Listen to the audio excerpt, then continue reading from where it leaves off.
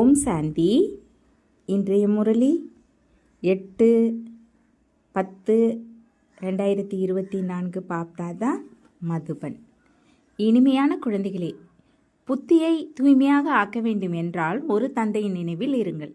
நினைவின் மூலமாகத்தான் ஆத்மா தூய்மையாக ஆகிக்கொண்டே போகும். கேள்வி: தற்சமயம் மனிதர்கள் தங்களது நேரம் மற்றும் பணத்தை எவ்வாறு வீணாக்கி கொண்டு இருக்கிறார்கள்? பதில்: யாராவது சரீரம் விடும்பொழுது அவருக்கு பின்னால் எவ்வளவு பைசாவை செலவு செய்து கொண்டே இருக்கிறார்கள். சரீரத்தை விட்டு சென்று விட்டால் என்றார் சரீரத்தை விட்டு சென்று விட்டார் என்றால் அதற்கு எந்த மதிப்பும் இல்லை. எனவே அதற்கு பின்னால் என்னவெல்லாம் செய்கிறார்களோ அதில் தங்களது நேரம் மற்றும் பணத்தை வீண் செய்கிறார்கள். ஓம் சாந்தி. ஆன்மீக தந்தை வந்து ஆன்மீக குழந்தைகளுக்கு புரிய வைக்கிறார். இவரும் கூட அவ்வாறே கூறுகிறார் அல்லவா? பிறகு தந்தை என்றாலும் சரி, தாதா என்று கூறினாலும் சரி, தாதா கூட ஆன்மீக தந்தை குழந்தைகளாகிய உங்களுக்கு இறந்த காலம், நிகழ்காலம் மற்றும் எதிர்காலம் பற்றிய இந்த ஞானத்தை கூறுகிறார் என்பார். உண்மையில் சத்தியுகம் முதற்கொண்டு திரேதா கடைசி வரை என்ன ஆகியது என்பதே முக்கியமான விஷயமாகும். மற்றபடி துவாபர் கலியுகத்தில் யார் யார் வந்தார்கள், என்ன நடந்தது, அது பற்றிய சரித்திரம் பூக்கோளமே நிறைய உள்ளது. சத்தியுகம் திரேதா பற்றி எந்த ஒரு சரித்திரமோ பூக்கோளமோ இல்லை. மற்ற எல்லாருடைய சரித்திரம் பூக்கோளமும் உள்ளது. மற்றபடி தேவி தேவதைகளில் லட்சக்கணக்கான வருடங்களுக்கு முன்னால் எடுத்து சென்று விட்டார்கள். இது எல்லையில்லாத அறிவீனமாகும். நீங்கள் கூட எல்லையில்லாத அறிவீனத்தில் இருந்தீர்கள். இப்பொழுது கொஞ்சம் கொஞ்சம் புரிந்து கொண்டு இருக்கிறீர்கள்.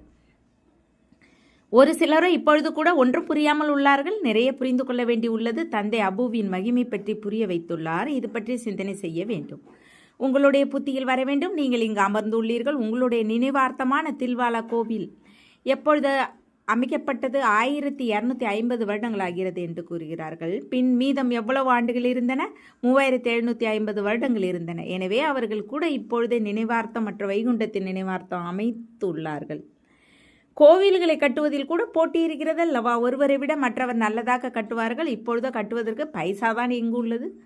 பைசாவை நிறைய இருந்தது. அதனால்தான் சோம்நாத்தின் கோவில் எவ்வளவு பெரியதாக அமைத்திருந்தார்கள். இப்பொழுது அமைக்க முடியாது. ஆக்ரா போன்ற இடங்களை அமைத்து கொண்டு இருக்கிறார்கள். என்றாலும் கூட அவை எல்லாமே வீணாகும். மனிதர்களோ இருளில் உள்ளார்கள் அல்லவா? அவர்கள் அமைத்து முடிப்பதற்குள் விநாசம் கூட வந்துவிடும். இந்த விஷயங்களை யாரும் அறியாமல் உள்ளார்கள். ஈடிக்கிறார்கள் மற்றும் கட்டிக்கொண்டே இருக்கிறார்கள். பைசா இலவசமாக வந்து கொண்டே இருக்கிறது. எல்லாமே வீணாகி கொண்டே இருக்கிறது. எல்லாமே வீண். யாராவது இறந்தால் எவ்வளவு நேரத்தை வீணடிக்கிறார்கள்? நாம் எதுவுமே செய்வதில்லை. ஆத்மாவோ சென்று விட்டது. மற்றபடி தோழினால் என்ன பயன்? பாம்பு தோலை உரித்து விடுகிறது. அதற்கு ஏதாவது மதிப்பு உள்ளதா? என்ன? எதுவும் இல்லை. பக்தி மார்க்கத்தில் தோலுக்கு மதிப்பு உள்ளது. ஜட சித்திரத்துக்கு எவ்வளவு பூஜை செய்கிறார்கள். ஆனால் இவர்கள் எப்பொழுது வந்தார்கள், எப்படி வந்தார்கள் என்று எதுவுமே தெரியாது. இதற்கு பூத பூஜை என்று கூறப்படுகிறது.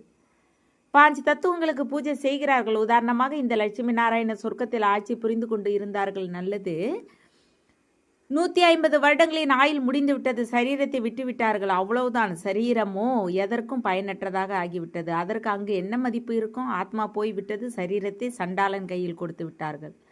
அதை அங்கு இருக்கும் பழக்க வழக்கப்படி எரித்து விடுவார்கள். அப்படியின்றி பெயர் புகழடைய செய்வதற்காக அதனுடைய மண்ணை எடுத்து தூவுவார்கள் என்பது அல்ல. இங்கே எவ்வளவு செய்கிறார்கள்? பிராமணர்களுக்கு உணவு அளிக்கிறார்கள். இது செய்கிறார்கள். அங்கு இது எதுவும் இருக்காது. தோலோ எதற்கும் உதவாததாக ஆகிவிடும். தோலை எரித்து விடுகிறார்கள். மற்றபடி படங்கள் உள்ளது. அது கூட மிக சரியான படங்கள் கிடைக்க முடியாது. இந்த ஆதிதேவனின் கல்லினுடைய விக்கிரகம் மிக சரியானதாக உள்ளதா என்ன? பூஜை ஆரம்பிக்கும் பொழுது இருந்த அப்பொழுதினுடைய கல்லினுடையது ஆகும். உண்மையில் என்ன இருந்ததோ அது எரிந்து முடிந்து விட்டதல்லவா? பிறகு பக்தி மார்க்கத்தில் இவை வெளிப்பட்டுள்ளது. இந்த விஷயங்கள் பற்றி கூட சிந்தனையும் எழுகிறதல்லவா? அபுவின் மகிமையை நல்ல முறையில் நிரூபிக்க வேண்டும். நீங்களும் இங்கு அமர்ந்து உள்ளீர்கள். இங்குதான் தந்தை முழு உலகத்தை நரகத்திலிருந்து சொர்க்கமாக ஆக்கி கொண்டிருக்கிறார். எனவே இதுதான் எல்லாவற்றையும் விட உயர்ந்ததிலும் உயர்ந்த தீர்த்தமாகும். இப்பொழுது இந்த அளவு பாவனை இல்லை. ஒரு சிவனிடம் மட்டும் பாவனை உள்ளது. எங்கு சென்றாலும் சிவனின் கோவில்கள் அவசியம் இருக்கும். அமர்நாத்தில் கூட சிவனுடையது தான் உள்ளது. சங்கரன் பார்வதிக்கு கதை கூறினால் என்கிறார்கள். அங்கோ கதையின் விஷயமே கிடையாது. மனிதர்களுக்கு எதுவுமே புரிவதில்லை. இப்பொழுது உங்களுக்கு அறிவு வந்துள்ளது. இதற்கு முன்பு தெரிந்திருந்ததா என்ன? இப்பொழுது பாபா அபுவை எவ்வளவு மகிமை செய்கிறார். எல்லா தீர்த்தங்களிலும் இது மகான் தீர்த்தமாகும். பாபா நிறையவே புரிய வைக்கிறார். ஆனால் நெருங்கிய குழந்தைகளின் புத்தியில் பதிந்தால் தானே. இப்பொழுது தேக அபிமானம் நிறைய உள்ளது. ஞானமும் மிகவுமே நிறைய வேண்டும். மிகவுமே தூய்மை வர வேண்டி உள்ளது. இப்பொழுது ஒருவருக்கு யோகத்தில் இணைவது மிகவும் கடினமாக உள்ளது. யோகத்துடன் கூடவே ஞானமும் வேண்டும். அப்படியின்றி யோகத்தில் மட்டுமே இருப்பது என்பது அல்ல. யோகத்தில் ஞானம் அவசியம் வேண்டும். டில்லியில் ஞான விஞ்ஞான பவன் என்ற பெயர் வைத்துள்ளார்கள். ஆனால் அதன் பொருள் என்ன என்பதை புரிந்துள்ளார்களா என்ன? ஞான விஞ்ஞானம் ஒரு நொடியினுடையதாகும், சாந்திதாமும் சுகதாமும். ஆனால் மனிதர்களிடம் சிறிதளவும் புத்தி இல்லை. பொருளை புரிந்து உள்ளார்களா என்ன? சின்மயானந்தர் ஆகிய எவ்வளவு பெரிய பெரிய சன்னியாசிகள் உள்ளார்கள், கதை கூறுகிறார்கள். அவர்களுக்கு எவ்வளவு ஏராளமான சீடர்கள் உள்ளார்கள். எல்லோரையும் விட ஜெகத்தின் குருவே ஒரே ஒரு தந்தை ஆவார். தந்தை மற்றும் ஆசிரியரை விட குரு பெரியவராக இருப்பார். ஒரு பெண் ஒருபொழுது இரண்டாவது கணவனை ஏற்க மாட்டாள். அதே போல குருவும் இன்னொருவரை ஏற்கக்கூடாது. ஒரு குருவை ஏற்றுக்கொண்டீர்கள், அவர்தான் சத்கதி அளிக்க வேண்டும் என்றால் பிறகு மற்ற குருக்கள் எதற்காக? சத்குருவோ ஒரு எல்லையில்லாத தந்தை ஆவார். அனைவருக்கும் சத்கதி அளிப்பவர் ஆவார். ஆனால் இந்த விஷயங்களை நிறைய பேர் முற்றிலும் புரிந்து கொள்வதில்லை. இது ராஜஸ்தானில் ஸ்தாபனை ஆகி கொண்டிருக்கிறது. எனவே வரிசை கிரமமாக இருப்பார்கள் அல்லவா என்று தந்தை புரிய வைத்துள்ளார். ஒரு சிலரோ சிறிதளவு கூட புரிந்து கொள்ள முடியாமல் உள்ளார்கள். நாடகத்தில் அவர்களது பாகமே அவ்வாறு உள்ளது. ஆசிரியராலோ புரிந்து கொள்ள முடியும். எந்த சரீரத்தின் மூலம் புரிய வைக்கிறாரோ அவருக்கு தெரிந்திருக்கக்கூடும். இதுவோ வெள்ளத்திற்கு தெரியும், அந்த வெள்ளம் இருக்கும் கோணிப்பைக்கு தெரியும். வெள்ளம் என்று சிவபாபாவிற்கு கூறப்படுகிறது. அவர் அனைவருடைய நிலைகளை பற்றி அறிந்துள்ளார். யார் எவ்வாறு படிக்கிறார்கள், எவ்வளவு சேவை செய்கிறார்கள் என்பதை ஒவ்வொருவருடைய படிப்பின் மூலமாக புரிந்து கொள்ள முடியும். எந்த அளவு பாபாவின் சேவையில் வாழ்க்கையை பயனுள்ளதாக ஆக்குகிறார்கள். அப்படியின்றி இந்த பிரம்மா வீடு வாசலை விட்டார், எனவே லட்சுமி நாராயணன் ஆகிறார் என்பது அல்ல. உழைக்கிறார் அல்லவா? இந்த ஞானம் மிகவும் உயர்ந்ததாகும். யாராவது தந்தையின் கட்டளைப்படி மீறுபவராக ஆகிறார்கள் என்றால் ஒரேடியாக கல்லாகி விடுவார்கள். இது இந்திர சபை ஆகும் என்பதை பாபா புரிய வைத்திருந்தார். சிவபாபா ஞானமழையை பொழிகிறார். அவருடைய கட்டளையை மீறினார்கள் என்றால் கல் புத்தி ஆகிவிட்டார்கள் என்று சாஸ்திரங்கள் எழுதப்பட்டுள்ளது. எனவே பாபா எல்லோருக்கும் எழுதி கொண்டே இருக்கிறார். யாரையுமே மிகவும் கவனத்துடன் கூட அழைத்து வாருங்கள். அப்படியின்றி விகாரி தூய்மையற்றவர் இங்கு வந்து அமர்வது கூடாது. இல்லை என்றால் அழைத்து வரும் பிராமணி மீது தோழம் ஏற்பட்டுவிடும். இது போன்ற யாரையும் அழைத்து வரக்கூடாது. மிகப்பெரிய பொறுப்பு உள்ளது. மிகவும் உயர்ந்ததில் உயர்ந்த தந்தையாவார் உங்களுக்கு உலக ராஜாங்கத்தை அளிக்கிறார். எனவே அவர் மீது எவ்வளவு மதிப்பு வைக்க வேண்டும். நிறைய பேருக்கு நண்பர்கள், உறவினர்கள் ஆகியோர் நினைவுக்கு வருகிறார்கள். தந்தை நினைவு இருப்பதில்லை. உள்ளுக்குள்ளேயே மூச்சு திணறி கொண்டு இருக்கிறார்கள். இது அசுர உலகம் என்று தந்தை புரிய வைக்கிறார். இப்பொழுது தெய்வீக உலகம் உருவாகுகிறது. நமது லட்சியம் இதுவாகும். இந்த லட்சுமி நாராயணர் ஆக வேண்டும். என்னவெல்லாம் படங்கள் உள்ளனவோ அவர்கள் அனைவரை பற்றியும் வாழ்க்கை சரித்திரத்தை நீங்கள் அறிந்துள்ளீர்கள். மனிதர்களுக்கு புரிய வைப்பதற்காக எவ்வளவு உழைப்பு தேவைப்படுகிறது. இவர் கொஞ்சம் நல்ல புத்திசாலி ஆவார். இவரோ ஒன்று புரிந்து கொள்வதில்லை என்று நீங்களும் புரிந்து கொள்ளக்கூடும். குழந்தைகளாகிய உங்களிலும் யார் எந்த அளவு ஞானம் எடுத்துள்ளீர்களோ அதற்கு ஏற்பதான் சேவை செய்து கொண்டு இருக்கிறீர்கள். கீதையின் பகவான் பற்றியதே முக்கியமான விஷயம். சூரியவம்சி தேவி தேவதைகளினுடையது இது ஒரு சாஸ்திரமாகும். தனித்தனியானது கிடையாது. பிராமணர்களினுடையதும் தனியானது கிடையாது. இது மிகவும் புரிந்து கொள்ள வேண்டிய விஷயமாகும். இந்த ஞான மார்க்கத்தில் கூட போக போக ஒருவேளை விகாரத்தில் விழுந்து விட்டார்கள் என்றால் ஞான திசை மாறிவிட்டது போல் ஆகிவிடும். மிகவும் நல்லவர்கள் போய் விகாரி ஆனார்கள், பின் கல் புத்தியினர் ஆகிவிட்டார்கள். இதில் மிகவும் அறிவு வேண்டும். தந்தை புரிய வைப்பதை மீண்டும் அசை போட வேண்டும். இங்கே உங்களுக்கு மிகவுமே சுலபம். எந்த ஒரு சிக்கலான வேலையும் குழப்பமும் கிடையாது. தனிமையின் நிலைமை அமைந்துள்ளது. தந்தையோ பிறகு குழந்தைகளை முயற்சி செய்வித்துக் கொண்டே இருக்கிறார். இதுவும் இந்த பாபாவும் புருஷார்த்தி ஆவார். புருஷார்த்தம் செய்பவரே தந்தை ஆவார். இதில் சிந்தனை கடலை கடைய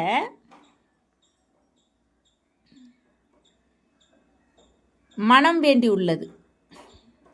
ஞான மனனம் மத்தல இங்கோ தந்தை குழந்தைகளுடன் கூட அமர்ந்துள்ளார். யார் முழுமையாக விரல் கொடுக்கிறார்களோ, அதாவது ஒத்துழைப்பு, அவர்களைத்தான் சர்வீசபிள் சேவை செய்பவர்கள் என்று கூறுவார்கள். மற்றபடி மூச்சு திணறுபவர்களோ முடியாதவர்கள், தீமை ஏற்படுத்துகிறவர்கள், இன்னுமே டிசர்வீஸ் செய்கிறார்கள், தடைகள் ஏற்படுத்துகிறார்கள், மகாராஜா மகாராணி ஆகிறார்கள் என்றால் அவர்களுக்கு தாசிகள் கூட வேண்டும் என்பதையே அறிந்துள்ளார்கள். அவர்களும் இங்கு இருப்பவர்களே தான் வருவார்கள். எல்லாமே படிப்பை பொறுத்தது தான். இந்த சரித்திரத்தை கூட குஷியுடன் விட வேண்டும். துக்கத்தின் விஷயம் அல்ல. புருஷார்த்தத்திற்காக நேரமோ கிடைத்துள்ளது. ஞானம் ஒரு நொடியினுடையது. சிவபாபாவிட ஆஸ்தி கிடைக்கிறது என்பது புத்தியில் உள்ளது. சிறிதளவு ஞானம் கேட்டார்கள், சிவபாபாவை நினைவு செய்தார்கள் என்றால் கூட வர முடியும். பிரஜைகளும் நிறைய உருவாக வேண்டி உள்ளது. நமது ராஜஸ்தானி சூரிய வம்சத்தினுடையது மற்றும் சந்திர வம்சத்தினுடையது. இங்கு ஸ்தாபனை ஆகி கொண்டு இருக்கிறது. தந்தையினுடையவர் ஆன பிறகு நிந்தை செய்கிறார்கள் என்ற மிகுந்த சுமை ஏற்படுகிறது. ஒரேடியாக பாதாளத்தில் சென்று விடுகிறார்கள். யார் வந்து தாசிகளை பூஜிக்கிறார்களோ அவர்கள் எவ்வாறு பூஜிக்கத்தக்கவர் என்று கூறிக்கொள்ள முடியும் என்று பாபா புரிய வைத்திருந்தார். அனைவருக்கும் சத்கதி அளிக்கும் வல்ல நன்மை செய்பவர் ஒரே ஒரு தந்தை ஆவார். மனிதர்களோ அமைதியின் பொருள் கூட புரியாமல் உள்ளார்கள். அடியோகத்தினால் பிரணாயாமயம் ஆகியவை செய்வது அதையே சாந்தி என்று நினைக்கிறார்கள். அதில் மிகுந்த உழைப்பு ஏற்படுகிறது.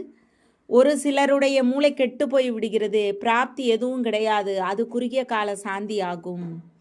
எப்படி சுகத்தை குறுகிய காலத்தினுடையதாக காக்கை எச்சத்திற்கு சமம் என்று கூறுகிறார்கள், அதுபோல அந்த சாந்தி கூட காக்கை எச்சத்திற்கு சமம் ஆகும்.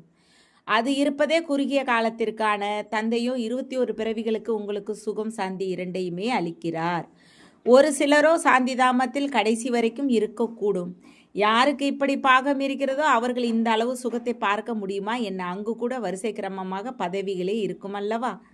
தாசர் தாசிகள் இருப்பார்கள் என்றாலும் கூட உள்ளுக்குள் நுழைய முடியுமா என்ன? கிருஷ்ணரை கூட பார்க்க முடியாது. எல்லோருக்கும் தனித்தனியான அரமனை கூட இருக்குமல்லவா? பார்ப்பதற்கு ஏதோ ஒரு நேரம் இருக்கக்கூடும். எப்படி பாருங்கள், போப்பு வருகிறார் என்றால் அவரை தரிசனம் செய்வதற்காக எத்தனை பேர் செல்கிறார்கள். இதுபோல நிறைய பேர் வெளிப்படுவார்கள். அவர்களுடைய தாக்கம் அதிகமாக ஏற்படும். லட்சக்கணக்கான மனிதர்கள் தரிசனம் செய்வதற்காக செல்வார்கள். இங்கு சிவபாபாவின் தரிசனம் எப்படி ஆகும்? இதுவோ புரிந்து கொள்ள வேண்டிய விஷயம். இது எல்லாவற்றையும் விட உயர்ந்த தீர்த்தமாகும் என்று இப்பொழுது உலகிற்கு எப்படி தெரிய வரும்? தில்வாடா போல ஒருவேளை அக்கம் பக்கத்தில் ஏதாவது கோவில் இருந்தால் அதையும் போய் பார்க்க வேண்டும், எப்படி அமைக்கப்பட்டுள்ளது என்று. அவர்களுக்கு ஞானம் அளிக்க வேண்டிய அவசியம் கூட இல்லை. அவர்கள் பின் உங்களுக்கு ஞானம் அளிக்க முற்பட்டு விடுவார்கள். இது செய்ய வேண்டும், அது செய்ய வேண்டும் என்ற ஆலோசனை அளிக்கிறார்கள் அல்லவா?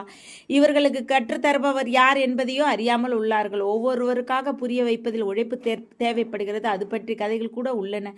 புலி வருகிறது என்று கூறிக்கொண்டிருந்தார். நீங்களும் உலக அழிவு வந்து கொண்டு இருக்கிறது, வந்துவிட்டது போலவே கூறுகிறீர்கள். பின் அவர்கள் நம்புவதில்லை. இன்னும் 40,000 வருடங்கள் உள்ளன. உலக அழிவு எங்கிருந்து வரும் என்று நினைக்கிறார்கள். ஆனால் அவசியம் அழிவு வரப்போகிறது. எல்லோரையும் அழைத்து செல்வார். அங்கே எந்த ஒரு குப்பையும் இருக்காது. இங்கு இருக்கும் பசு மற்றும் அங்கு இருக்கும் பசுவில் கூட எவ்வளவு வித்தியாசம் இருக்கும். கிருஷ்ணர் பசுக்களை மேய்த்து கொண்டு இருந்தாரா என்ன? அவரிடமோ பால் ஹெலிகாப்டரில் வந்து கொண்டு இருக்கக்கூடும்.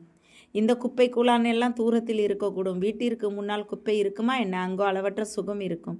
அதற்காக முழுமையாக புருஷார்த்தம் செய்ய வேண்டும். எவ்வளவு நல்ல நல்ல குழந்தைகள் சென்டரில் இருந்து வருகிறார்கள். பாபா பார்த்து எவ்வளவு குஷி அடைகிறார். வரிசை கிரமமாக முயற்சிக்கு ஏற்ப மலர்கள் வெளிப்படுகிறார்கள். யார் தன்னையும் மலர் என்று நினைக்கிறார்களோ அவர்கள் மலர் ஆவார்கள். டில்லியில் கூட குழந்தைகள் இரவு பகலாக எவ்வளவு சேவை செய்கிறார்கள். ஞானம் கூட எவ்வளவு உயர்ந்ததாகும். இதற்கு முன்பு எதுவுமே தெரியாமல் இருந்தீர்கள். இப்பொழுது எவ்வளவு உழைப்பு செய்ய வேண்டியிருக்கிறது. பாபாவிடமோ எல்லா செய்திகளும் வருகிறது. ஒரு சிலருடையது கூறுகிறார், ஒரு சிலருடையதை கூறுவதில்லை. ஏனெனில் துரோகிகள் கூட நிறைய பேராகிறார்கள். மிகவுமே முதல் தரமாக இருந்தவர்கள், அதாவது ஃபர்ஸ்ட் கிளாஸ் கூட துரோகிகள் ஆகி விடுகிறார்கள். 3வது தரமான தேர்ட் கிளாஸ் துரோகிகள் கூட உள்ளார்கள். சிறிது ஞானம் கிடைத்ததா இல்லையோ நாங்கள் சிவபாபாவிற்கும் பாபா ஆகிவிட்டோம் என்று நினைக்கிறார்கள். யார் ஞானம் நாலேஜ் அளிக்கிறார் என்ற நினைப்பே இல்லை. நல்லது. இனிமையிலும் இனிமையான காணாமல் போய் வெகு காலம் கழித்து கண்டெடுக்கப்பட்ட குழந்தைகளுக்கு தாய் தந்தை பாப்தாதாவின் அன்பு நினைவுகள் மற்றும் காலை வணக்கம். ஆன்மீக குழந்தைகளுக்கு ஆன்மீக தந்தை நமஸ்தே. ஆன்மீக தந்தைக்கு ஆன்மீக குழந்தைகளின் அன்பு நினைவுகள் மற்றும் நமஸ்காரம். தாரணைக்கான முக்கிய சாரம் 1.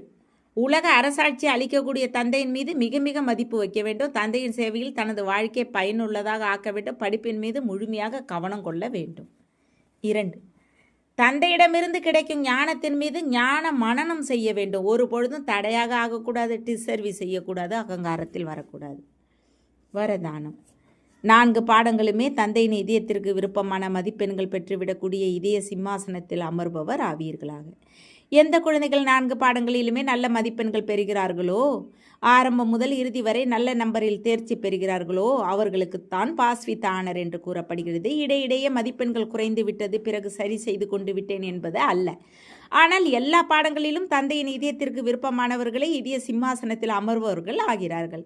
கூடவே பிராமணர்களின் உலகத்தில் அனைவருக்கும் பிரியமானவர்கள், அனைவருக்கும் சகஜ யோகி ஒத்துழைப்பு அளிப்பவர்கள், அனைவருடைய மதிப்பை பெற்று இருப்பவர்கள் தான் இதய சிம்மாசனத்தில் அமர்வர்களாக மற்றும் ராஜ்ய சிம்மாசனத்தில் அமர்வர்களாக ஆகிறார்கள். ஸ்லோகன்.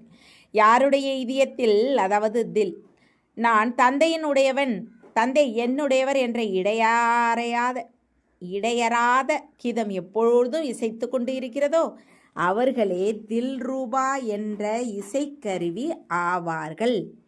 ஓம் சாந்தி. தேங்க்ஸ் பாபா.